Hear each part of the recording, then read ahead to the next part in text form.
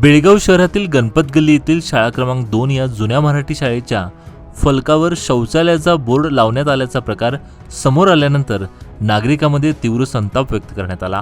या घटनेमुळे मराठी भाषिकांच्या भावना दुखवल्याची प्रतिक्रिया परिसरातून उमटली।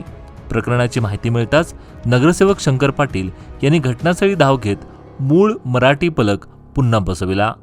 यावेळी विजय पाटील, गंगाधर पाटील तसेच गणाचार्य गल्ली परिसरातील सहकाऱ्यांनी पुढाकार घेतला असून दरम्यान सरकारी मराठी शाळेकडे होत असलेल्या दुर्लक्षाबाबत नागरिकांनी नाराजी व्यक्त करत प्रशासनाने संवेदनशीलपणे निर्णय घ्यावेत अशी मागणी केली आहे। सर्वांना नमस्कार।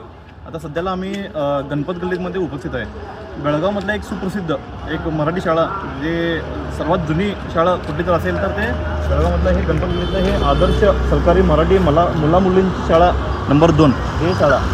तर सध्याला बघू शकता तुम्ही त्या शाळेचं इकडं जे पे अँड यूज टॉयलेट ब्लॉक्स जे आहे इथं त्याच्या पाठीमागे बोर्ड आहे, मराठी शाळेचं बोर्ड आहे। त्या बोर्डवरती आता हे एक टॉयलेटचा एक बोर्ड लावण्यात आलेला आहे। तर आम्ही काय करणार आहे, सध्याला आम्ही गणाचार्य गल्लीचे सर्व आमचे कार्यकर्ते त्यासोबत श्री विजय पाटील सर यांच्या मार्गदर्शनाखाली हे बोर्ड काढून आता आम्ही इथं शाळेचा बोर्ड लावणार आहे।